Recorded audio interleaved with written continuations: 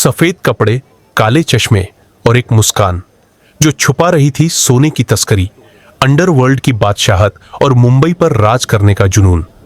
ये कहानी है एक ऐसे इंसान की जिसने बिना गोली चलाए बॉम्बे के दिल पर राज किया, हाजी मस्तान की।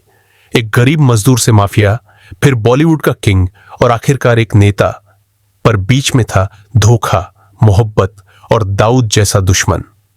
नमस्कार दोस्तों, स्वागत है आपका हमारे चैनल क्राइम स्टोरी जोन में, जहां हर हफ्ते आपको मिलेंगी सच्ची जुर्म की कहानियां, रहस्यमयी केस और अनसुलझे अपराधों की रोमांचक दास्तानें। अगर आप भी क्राइम स्टोरीज और थ्रिलर में रुचि रखते हैं तो चैनल को सब्सक्राइब जरूर करें और बेल आइकन दबाना न भूलें ताकि कोई भी कहानी आपसे छूट न जाए। तो चलिए शुरू करते हैं आज की कहानी। 1926 में तमिलनाडु के छोटे से गांव पानईकुलाम में जन्मा मस्तान हैदर मिर्जा, जिसे दुनिया हाजी मस्तान के नाम से जानती है, अपनी किस्मत बदलने 8 साल की उम्र में पिता के साथ मुंबई आया। चरनी रोड पर साइकिल ठीक करते इस लड़के की जिंदगी तब पलटी जब उसने अरब व्यापारी गालिब शेख के साथ हाथ मिलाया।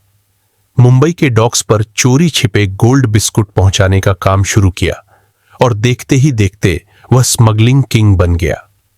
1960 के दशक तक उसने गुजरात मुंबई स्मगलिंग नेटवर्क खड़ा कर लिया, जहां सोना, इलेक्ट्रॉनिक्स और यहां तक कि हथियारों की तस्करी होती थी।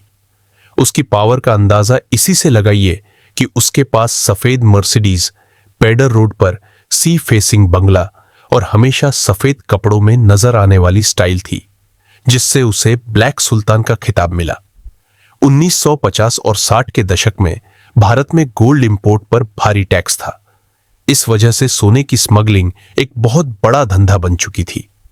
मस्तान ने इसी में कदम रखा और अपनी शातिर सोच से एक ऐसा साम्राज्य खड़ा किया जहां बिना खून बहाए सब कुछ मुमकिन था। वह हमेशा सफेद कुर्ता पायजामा, सफेद जूते और काले चश्मे में नजर आते थे। उनकी शख्सियत ही इतनी रॉयल थी कि लोग उन्हें देखकर ही डर जाते थे। हाजी मस्तान ने कभी सीधे हाथ से कोई अपराध नहीं किया, लेकिन बॉम्बे की हर बड़ी स्मगलिंग डील के पीछे उनका नाम था। एक वक्त था जब बंबई के मजगांव डॉक्स पर शेर खां पठान नाम का गुंडा कुलियों से हफ्ता वसूला करता था। हाजी मस्तान, जो खुद भी एक मामूली मजदूर था, रोज ये नजारा देखता और सोचता, आखिर ये बाहरी आदमी कैसे हफ्ता वसूल सकता है। मस्तान ने शेर खां से टकराने का फैसला किया। एक शुक्रवार को जब शेर खां अपने गुर्गों के साथ आया तो मस्तान ने अपने 10 साथियों के साथ उस पर हमला बोल दिया। शेर खां की गुप्तिया और चाकू भी मस्तान के हौसले के आगे फीके पड़ गए। इस घटना ने मस्तान को कुलियों का हीरो बना दिया और यहीं से मस्तान लीजेंड की शुरुआत हुई। मस्तान का स्टाइल भी अनूठा था, हमेशा सफेद कपड़े, सफेद कारें और बालों की काली विग। उसका ग्लैमर इतना था कि यश चोपड़ा ने दीवार फिल्म में अमिताभ बच्चन का किरदार उसी पर आधारित किया। खुद मस्तान ने हास्य अभिनेता मुकरी की बनाई फिल्म में भी अभिनय किया। कांग्रेस नेता रुखसाना सुल्तान से उसकी मुलाकात भी दिलचस्प थी। एक बार जब उन्हें विदेशी साबुन नहीं मिला तो मस्तान ने उनकी कार में सैकड़ों साबुन रखवा दिए।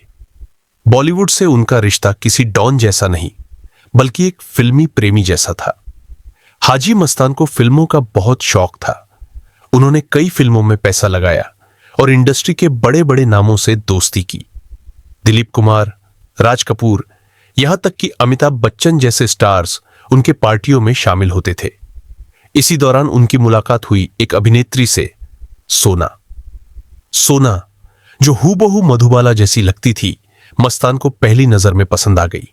उन्होंने उसे फिल्म दिलवाई, पैसा और शोहरत दी और अपने दिल का ताज बना लिया। यह रिश्ता नाजुक था, लेकिन हाजी मस्तान ने हमेशा उसे इज्जत और हिफाजत दी। लेकिन हर कहानी में एक मोड़ आता है। 70 के दशक के आखिर में बॉम्बे में एक नया नाम उभर रहा था, दाऊद इब्राहिम। एक युवा, खतरनाक और बेहद महत्वाकांक्षी गैंगस्टर। शुरू में मस्तान ने उसे समझाने की कोशिश की। वो चाहते थे कि दाऊद भी उसी रास्ते चले, शांति, सम्मान और बिना हिंसा के कारोबार। लेकिन दाऊद के इरादे कुछ और थे। वो ताकत चाहता था और उसके लिए खून बहाना भी मंजूर था। जब मुंबई में पठान गैंग और दाऊद के गैंग के बीच खूनी संघर्ष हुआ, तब से अंडरवर्ल्ड का संतुलन बदलने लगा। हाजी मस्तान को समझ में आ गया कि अब यह दुनिया उसके तरीके की नहीं रही। धीरे धीरे उन्होंने अंडरवर्ल्ड से खुद को अलग करना शुरू कर दिया।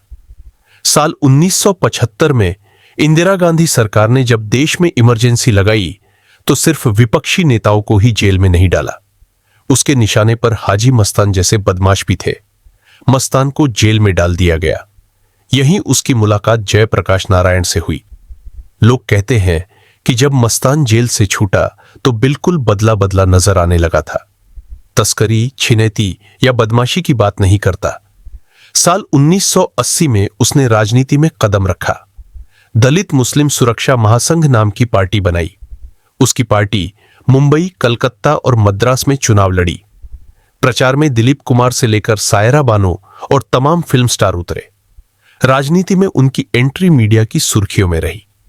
लोग उन्हें सुनने आते थे क्योंकि वो एक रहस्यमयी फिगर थे। न तो वो पूरी तरह नेता थे, न ही आम आदमी। कार्यक्रमों में भारी भीड़ जमा होती, खासकर युवाओं की, जो उन्हें एक आदर्श मानते थे। लेकिन हकीकत ये थी कि राजनीति में मस्तान को वो सफलता नहीं मिल पाई जिसकी उन्हें उम्मीद थी। उनकी पार्टी कभी चुनावी मैदान में बड़ी ताकत नहीं बन सकी। उनकी अतीत की डॉन वाली छवि ने उनके राजनीतिक करियर पर बार बार सवाल उठाए। मुख्यधारा की राजनीति ने उन्हें कभी पूरी तरह स्वीकार नहीं किया। उनके विरोधी भले ही उन्हें गैंगस्टर मानते रहे हों, लेकिन उनके समर्थकों के लिए वो एक मसीहा थे। उनकी मोहब्बत, सोना अब एक अलग ही दुनिया में थी। दोनों के रिश्ते वक्त के साथ फीके पड़ते गए, लेकिन मस्तान ने कभी उसका साथ नहीं छोड़ा। हाजी मस्तान ने अपने आखिरी दिन शांति से बिताए, युवाओं को सही राह दिखाते हुए, अपने बीते हुए कल से सबक लेते हुए। वो जानते थे कि उनका वक्त अब खत्म हो रहा है। 25 जून 1994 को हाजी मस्तान का दिल का दौरा पड़ने से निधन हो गया। कोई गोली, कोई साजिश, कोई दुश्मन नहीं। उन्होंने एक शांत मौत पाई, जो कि अंडरवर्ल्ड की दुनिया में बहुत ही दुर्लभ होती है। लेकिन उनकी मौत के बाद भी उनका नाम जिंदा रहा। बॉलीवुड में उनके ऊपर कई कहानियां बनी। सबसे चर्चित फिल्म रही एक बार फिर मुंबई, जिसमें अजय देवगन का किरदार सुल्तान मिर्जा हाजी मस्तान से ही प्रेरित था। हाजी मस्तान एक नाम जो न सिर्फ मुंबई की अंडरवर्ल्ड का बादशाह था, बल्कि बॉलीवुड का दीवाना, मोहब्बत में एक वफादार आशिक और अंत में एक नेता भी। वो एक ऐसी शख्सियत थे जो आज भी इस शहर की हवा में गूंजते हैं।